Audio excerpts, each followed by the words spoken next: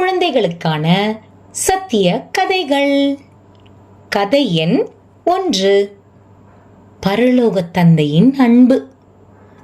Hello குட்டி, எப்படி இருக்கீங்க? இனிமே தினமும் ராத்திரி நாங்க உங்களுக்கு தினம் ஒரு அழகான கதை சொல்ல போறோம். பைபிள்ல முதல் பக்கத்துல இருந்து, அதாவது ஆதியாகமம்ல உலகம் எப்படி தேவனால் படைக்கப்பட்டுச்சுன்னு ஆரம்பிச்சு கடைசி பக்கம் வெளிப்படுத்தல் வரைக்கும் ஒவ்வொரு நாளும் ஒரு கதை சொல்ல போறோம். தினமும் இதை கேட்டீங்கன்னா பைபிளை முழுசா படிச்ச மாதிரி இருக்கும். அதனால இன்னையிலிருந்து டெய்லி நைட் சத்திய கதைகள் கேட்க தவறாம வாங்க. சரியா? இப்போ கதைக்குள்ள போலாமா? குட்டி செல்லம், தேவன் உலகத்தை எப்படி உருவாக்குனார்னு இன்னைக்கு நம்ம பார்க்கலாமா?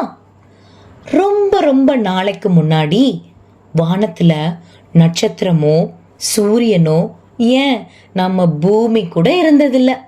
அப்போ யார் இருந்தாங்க தெரியுமா? நம்ம பரலோக அப்பா யெகோவா மட்டும்தான் இருந்தாரு. அவரு அன்பே உருவானவர், எல்லாம் தெரிஞ்ச ரொம்ப ஞானமானவர். அவருக்கு பிறந்த நாளே கிடையாது, முடிவும் கிடையாது, எப்பவும் இருக்கிறவர். நம்ம அப்பாவுக்கு ஒரு ஆசை வந்துச்சு.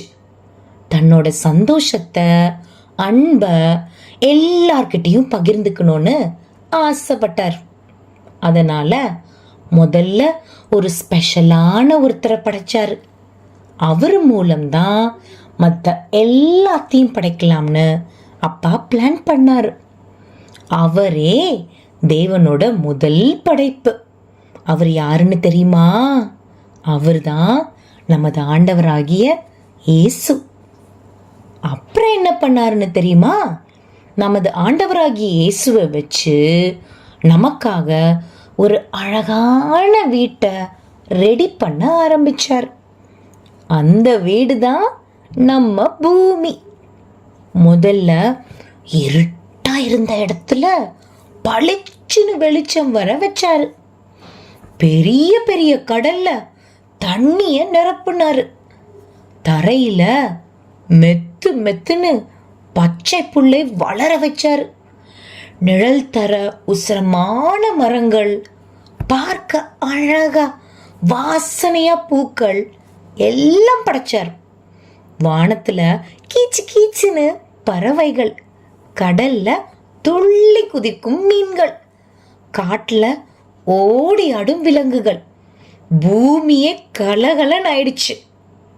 அப்பா சும்மா எதையும் படைக்கல, ஒவ்வொன்றுக்கும் ஒரு காரணம் வச்சுதான் படைச்சார். அவர் குழப்பமே பண்ண மாட்டார்.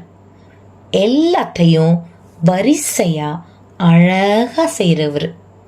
இந்த பூமிய வெறும் காடு மாதிரி விடல, மக்கள் சந்தோஷமா வாழற ஒரு அழகான தோட்டம் மாதிரி மாத்தணும்னு ஆசைப்பட்டாரு. பூமி முழுசா ரெடியானதும் முதல் மனுஷனை படைச்சாரு. நம்ம அப்பா மாதிரியே யோசிக்கிற அறிவையும் அன்பா இருக்கிற மனசையும் அவருக்கு கொடுத்தாரு. அப்பா தன்னோட குட்டி பாப்பாக்கு நல்ல நல்ல பொம்மை வாங்கி தருவார்ல, அதே மாதிரி யெகோவா அப்பா இந்த அழகான பூமியையே நமக்கு கிஃப்டா கொடுத்தார். அப்பா படைச்சது எல்லாமே ரொம்ப ரொம்ப நல்லா இருந்துச்சு. இப்போ நம்ம பார்க்குற மலை, ஆறு, கலர் கலரா பூக்கள் எல்லாமே அப்பாவோட அன்பை நமக்கு ஞாபகப்படுத்துது. இத எல்லாத்தையும் பத்தி இன்னும் டீட்டெயிலா நம்ம தினமும் வரிசையா ஒன்னொன்னா பார்க்கலாம்.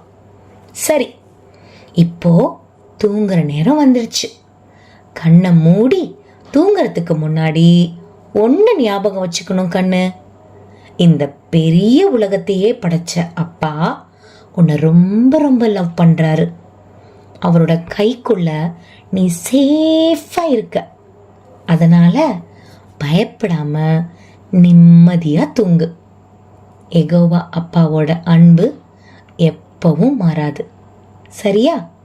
தூங்குறதுக்கு முன்னாடி என்ன பண்ணணும்? நம்ம பரலோக அப்பா கிட்ட ப்ரேயர் பண்ணணும். கரெக்டா யோசிச்ச. ப்ரேயர் பண்ணிட்டு நல்லா தூங்கு என் செல்ல குட்டி. நாளைக்கு காலையில ஒரு விசேஷமான பரலோக மன்னாவோட நாம சந்திப்போம். Good night.